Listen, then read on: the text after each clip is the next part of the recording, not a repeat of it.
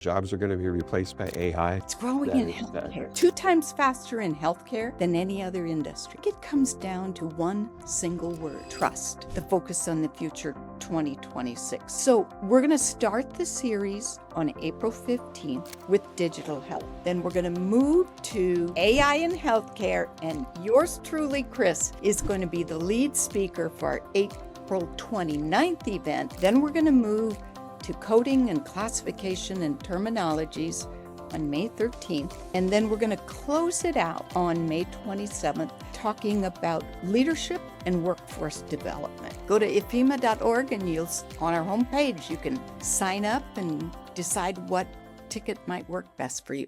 Lorraine, it has been a while and it's so good to see you. I'm really excited to welcome you to the Signal Room podcast. Well, thanks, Chris. It certainly has been a while. Right? I don't even remember. It's been a long time. And recently we reconnected again. And it's, the things that we thought were a big deal way back then, turns out were insignificant compared to what we're dealing with today. Yeah. So really excited to hear from you what your experiences are. And of course, you've been playing a really important role in IFHIMA and, led it through some incredible years. And now it's transitioning again. We're at a wonderful time of the year. There's some events coming up we'll get to talk about today, but I am thrilled to have you. So again, welcome to the Signal Room. Well, thank you much, Chris. I appreciate the invite. So let's just jump in. Kind of alluded to the things that are much different than they were not so long ago. Let's talk about the role of health information management and how has it really changed over the last decade? I mean, I'm sure there's tons, but there's probably some significant things that you can hit that probably will jar people's memory that maybe they've forgotten about. Well, and that's certainly true. And as I was thinking about what I would share with you and your listeners, I'll probably reflect a little bit more than a decade since I have a 50-year career. I can't believe it. And you started at 10 years old, just like me. I did. I started at 10. And I'll reflect. Some of my thoughts are on my 12 years on the IFHIMA board also. So I'll share a little insight and I'm sure this is going to spark further conversation. So in my career, I always had a passion for data, but honestly, I don't think I'm unique in that regard. I managed people in the quote unquote traditional health information management department. I also managed almost from day one in my career, the cancer registry or tumor registry, as it was called, trauma registries and other types of clinical registries, because I just loved data and how to capture it, how to make sure it was accurate. And my staff, I was lucky the first 10 years of my career.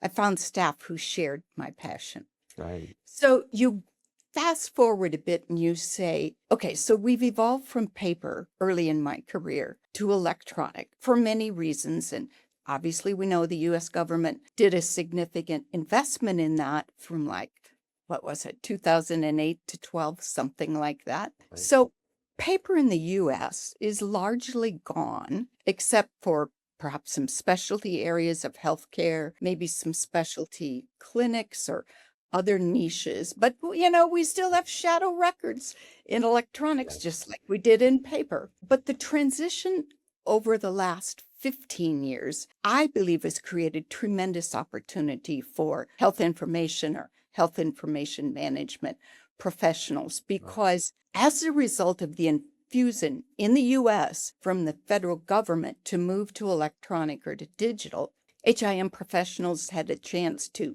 lead design and implementation teams, maybe for the products that were implemented in their respective departments. And from that, go even bigger to leading larger teams who were more generic to functions, I'd say, in the healthcare system. And I think that was a fabulous springboard for the profession to go bigger, to go better, to go broader, whatever else you want to add there. And I think that created the environment where health information professionals, instead of just creating the data as we did from release of information or clinical coding or other administrative functions, registration, patient access, we became users and curators of the data. A much different hat, I think, we put on as a result of that infusion.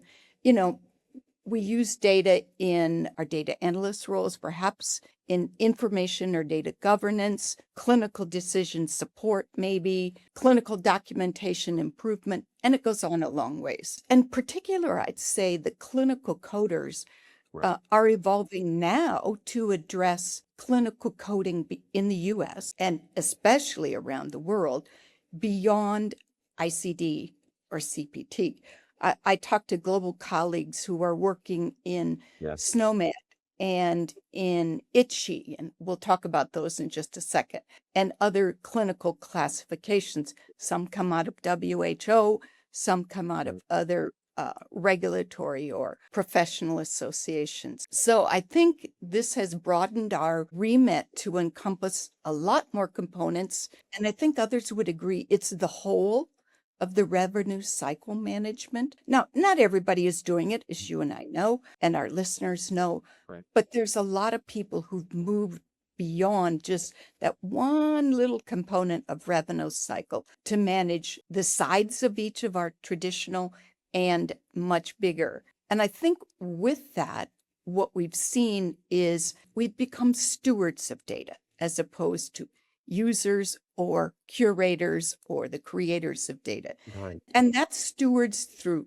governance, through compliance, through privacy, and advocacy in a lot of areas. So at IFHIMA, what we did, and we've become connectors in IFHIMA's belief. We're the connectors that work far beyond the data experts. We're the bridges, you could say, to knowledge and experience and skills that are Right. really needed today between technical, clinical, and administrative functions. That's such an important part of what we're talking about today. Is there's this whole function I think about, from the years that I was working in the data and analytics space in a chief data officer role, or really working with multiple different kinds of data sources, because there's a proliferation at a pace that is staggering. Honestly, I think the amount of data in all recorded history, like not even 5 years ago, I was hearing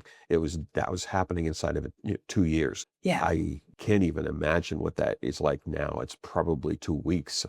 It's just staggering. But the piece that really changed the way that I had to operate was moving from report generation, cataloging, auditing, to translation. And really what you're talking about, in this stewardship arena, is there is so much information that's coming in many more kinds of data, and the timing of it is different. The relevancy based on a variety of factors is not easily discerned. So I think the role that these professionals that are involved with health information management are becoming much more important and essential to our success as we start to implement even more. I'll call it disruption, I think improvement, but I think it's more disruption, at least for now it is anyway. But I think it would be really good, to hear your perspective on, but not only is it more important, but why stewardship matters more as we're moving into these AI assisted workflows. I mean, it's a game changer for sure, but the risks are significant, especially if we don't understand stewardship and who's responsible and how do we lean in and do it well. I think it comes down to one single word: trust. We must build trust Right. from creation and analysis to output to downstream systems consuming it.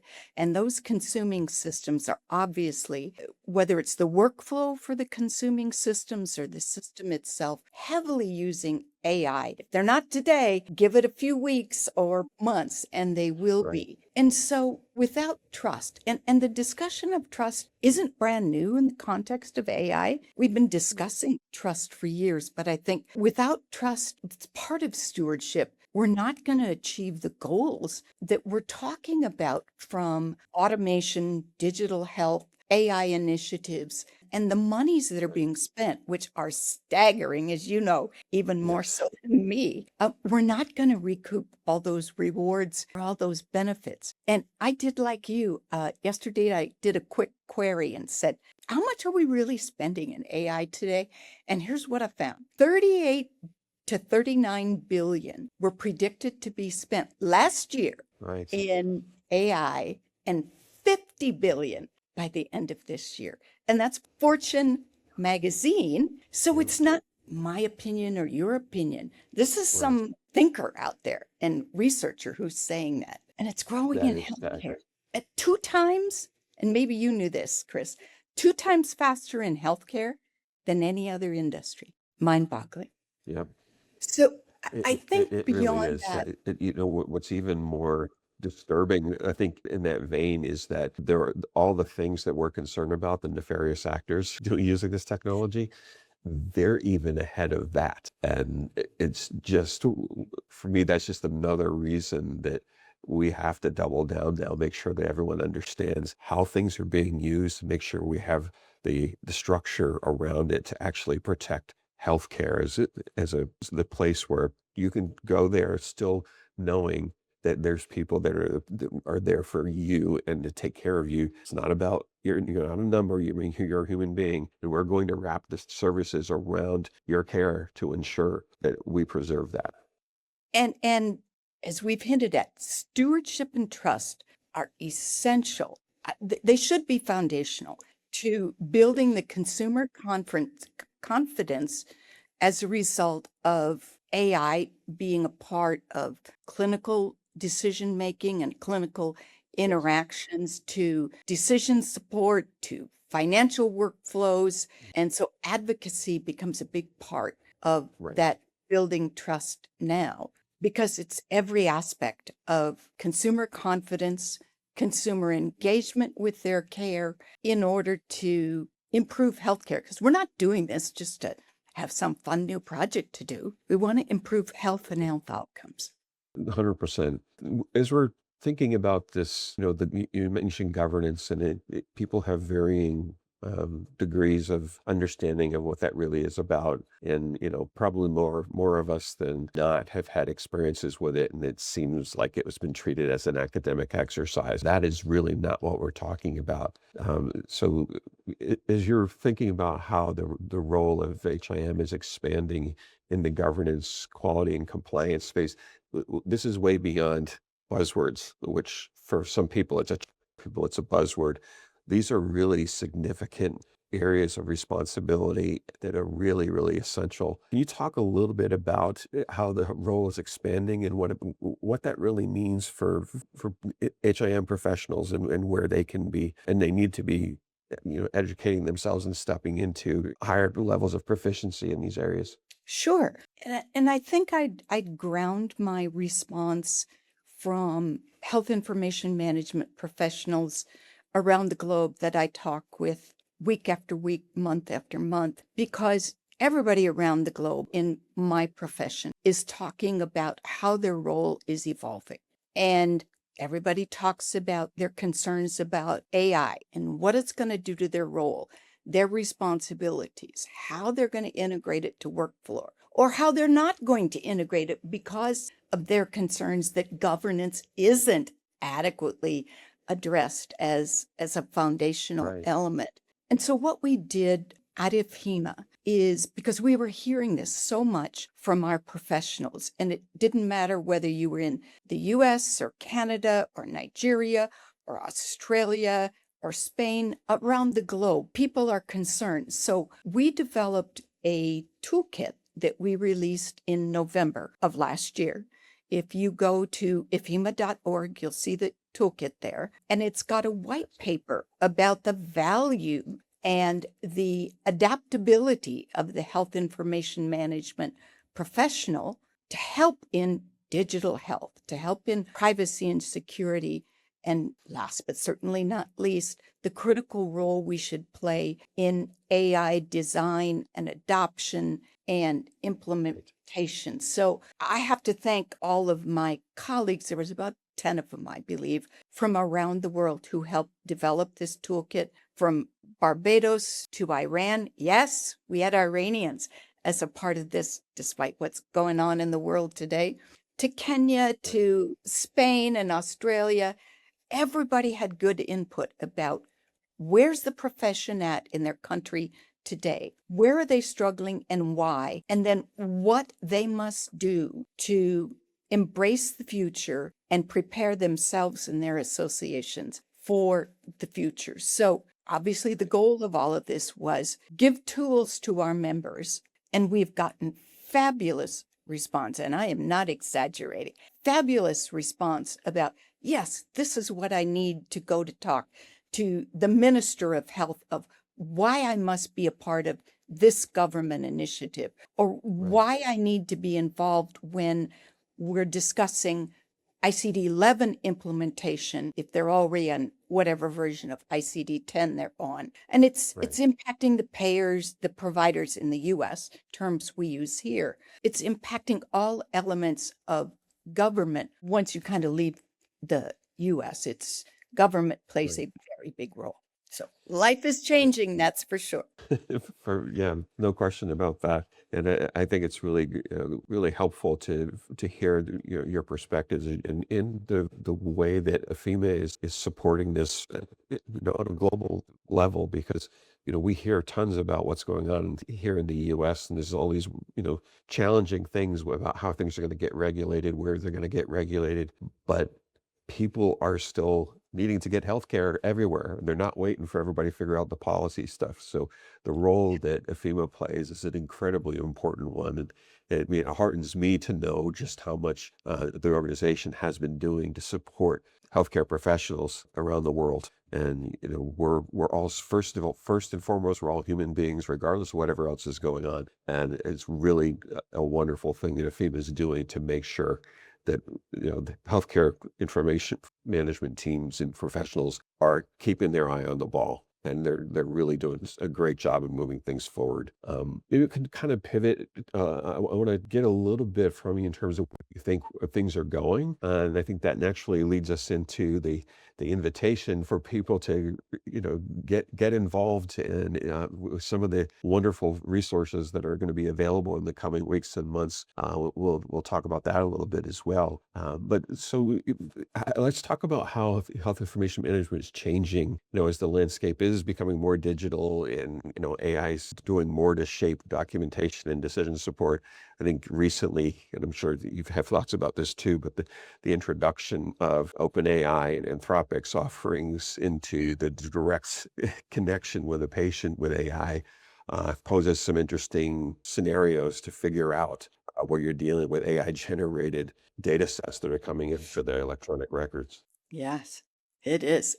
As you know, digital health is one of the 4 topic areas we're going to cover in our 4-part series. Digital health in the context of what we're discussing right now. When we wrote this toolkit and released it, we noted that $540 billion is expected to be spent by 2035. And interestingly, the World Health Organization is firmly behind this. So it's not the private sector, it's not the vendors, it's not just the healthcare delivery organizations. It is government and global organizations like WHO. So in that context, HIM can be the connector to the many facets of digital health expenditures, deployments, and obviously AI, artificial intelligence. But one of the things I have to do is as the marketing and communications executive for IFHIMA, is remember that the HIM role varies considerably around the globe, a great deal of variation. And many organizations or many countries are still struggling with how to define the role and how to gain the recognition and the compensation for the role that has changed and is essential to AI and digital health and the other things. So at IFHIMA, we talk about how do we help people, how do we help our members deal with outdated job codes or labor classification codes. And that goes from global to country specific, because that Sure. certainly does hold professionals back in many countries. And then in other countries that we work with, it's the lack of formal HI or HIM programs in their countries and the degrees that are granted, and then the lack of credentials. So credentials and academic programs aren't an issue, or the lack of them isn't an issue in the US. But what you hear from people like me in the US is, yeah, I can get a degree and I can maintain my credentials, but I got to make sure my job compensation helps reward me for making that investment. And that investment helps you and I as healthcare consumers. So Right. it's a biggie.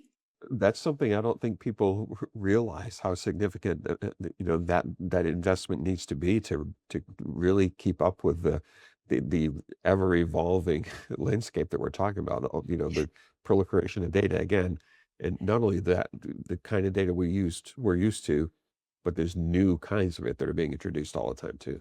Yeah.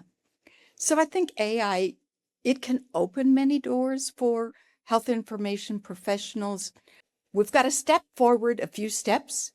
We've got to take a few risks, and that's not easy for everybody based upon where you live, where you're at in your career, etc.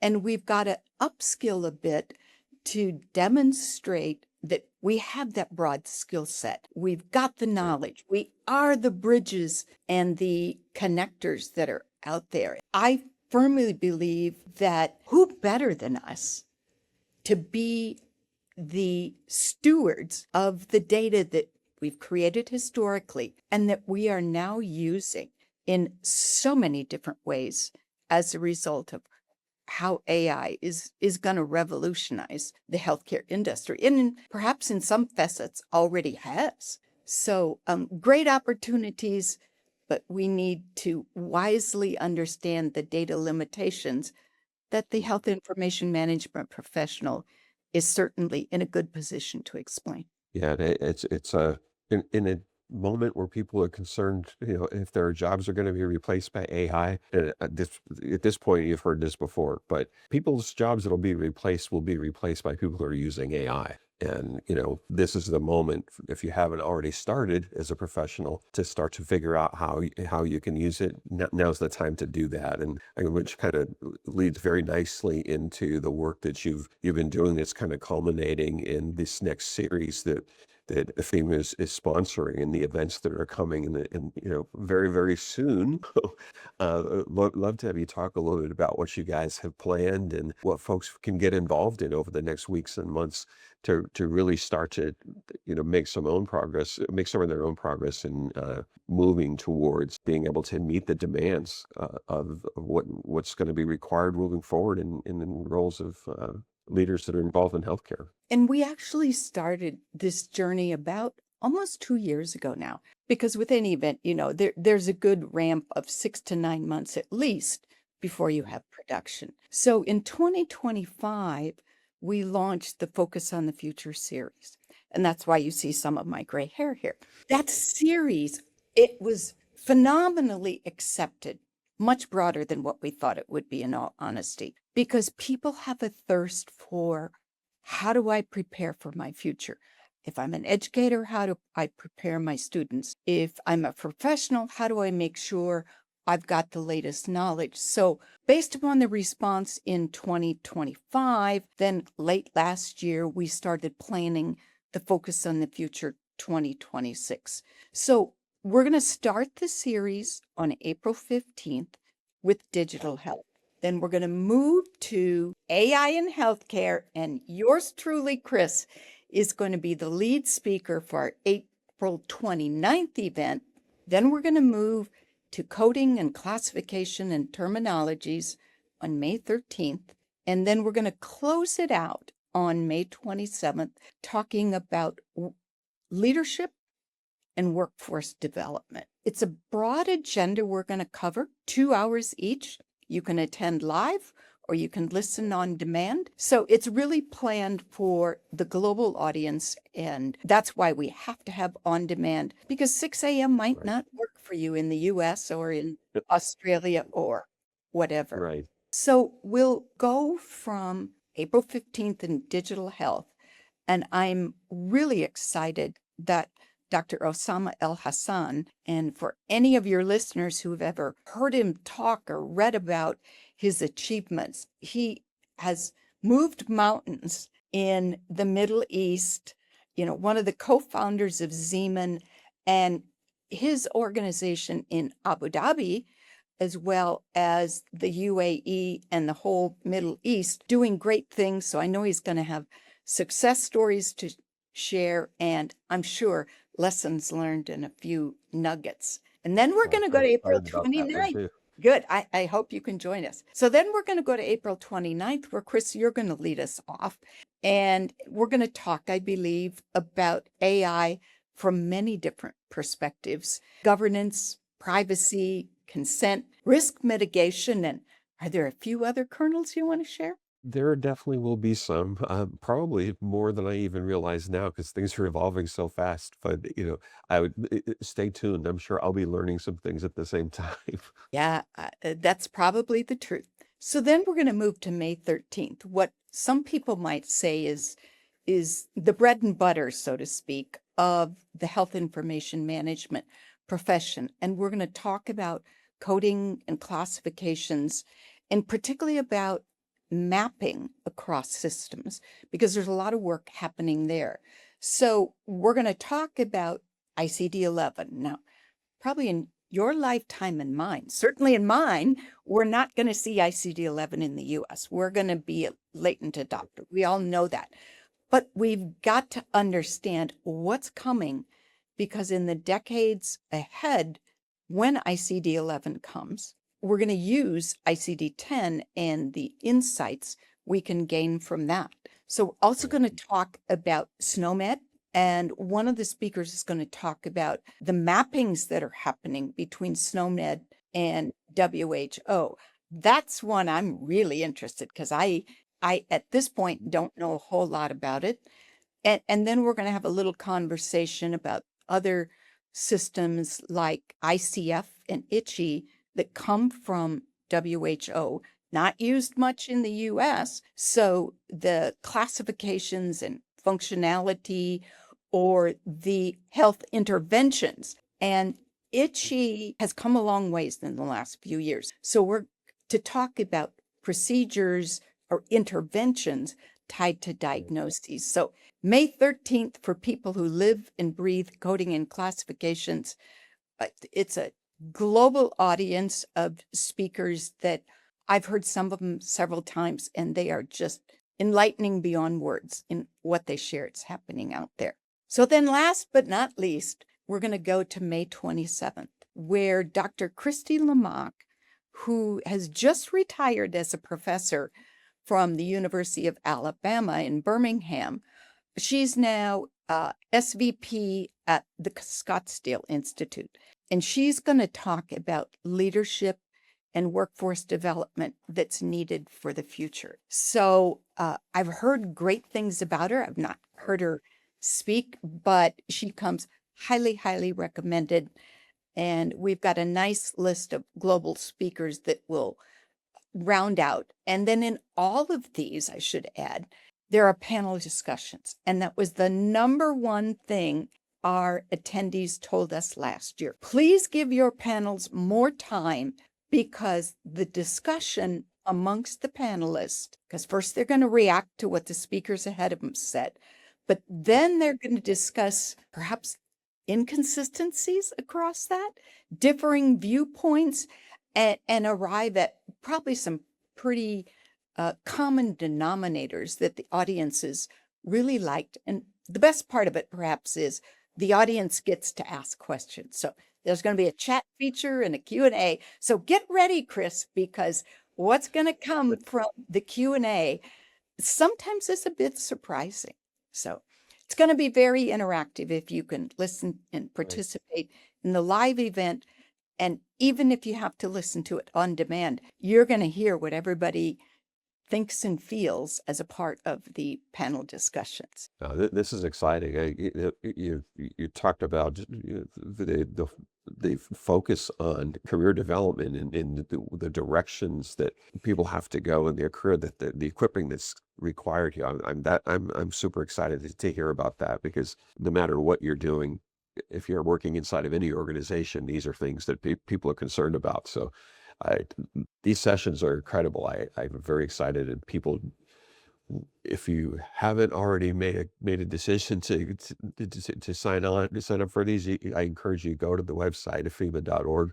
Definitely sign up for these things. We're going to put a bunch of information in the show notes for folks as well. Want to make it Thanks. really easy for you to find your way. Make sure you're telling all your friends and colleagues. This is a really important moment in time, and IFHIMA has done incredible work to put all these programs together to equip you for what you're about to embark on. And we've not seen anything yet. So definitely take advantage of all these opportunities. It's really, this is the time to absorb everything you possibly can and start leading your organizations with great equipping and the knowledge that you'll need to really guide and lead your organizations and your efforts in the HIM space in the months and years to come. And thanks. And I think I'd close my thoughts with, we want to ensure that our members, and we're going to have a lot of non-members that are going to come to these events and this series, we want them to have the tools to thrive. And that is part of IFHIMA's mission, to ensure we enable our membership to thrive. And that includes our national association. So whether it's IHIMA, the CHIMA from Canada, HIMA from Australia, and roughly 20 other nations that are a part of our membership, we want to make sure all of your listeners and all of the professionals around the world have the tools to thrive into the future, because it's not just important to their personal careers. It's important to you and I firmly believe, as healthcare consumers. We're going to do better if we have better data that is better stewarded, that we have more trust in, because from that, we're going to have better health and better health outcomes. And that is exactly what we're all motivated by, I believe. If you're involved in this space, that's what makes you tick. So good on IFHIMA for really taking the lead in this. And good on you, Lorraine, and incoming leadership of Lynette. You all are amazing, and I couldn't be more excited to be able to provide a platform to get the word out. And I'm blown away and humbled by the invitation to be part of the event at the end of April. Very much looking forward to it. And you all doing far more important work than most people realize. Sure. But it really needs to be elevated. And I'm very excited for more people to hear about it. And between your network and my network and a few other people's networks, we should be able to get the word out pretty well and improve the reach of the organization and equip and help more people to thrive as they're going through this transformation that we're facing ahead of us. So thanks. We appreciate it. So go to ifhima.org, and on our homepage, you can sign up and decide what ticket might work best for you. Fantastic. Lorraine, as always, it's been a really fun conversation. I always learn things when I talk to you. And I always get more excited because you're so passionate about what you do, and you're the right person for the work that's been done, and what you've done has been extraordinary. So we'll still let a few more people get inspired by you. We'll just spread the good cheer all the way around. I just love the infectious passion that you have, and can't thank you enough. And it's absolutely an honor. So thank you so much for joining me on the Signal Room, and can't wait to be working together with you over the next few weeks. Great. See you soon. We actually started this journey about almost 2 years ago now. In 2025, we launched the Focus on the Future series. It was phenomenally accepted. Based upon the response in 2025, we started planning the Focus on the Future 2026. We're going to start the series on April 15th with digital health. Then we're going to move to AI in healthcare, and yours truly, Chris, is going to be the lead speaker for our April 29th event. Then we're going to move to coding and classification and terminologies on May 13th. And then we're going to close it out on May 27th, talking about leadership and workforce development. You can attend live or you can listen on demand. So it's really planned for the global audience. Go to IFHIMA.org and on our homepage, you can sign up and decide what ticket might work best for you.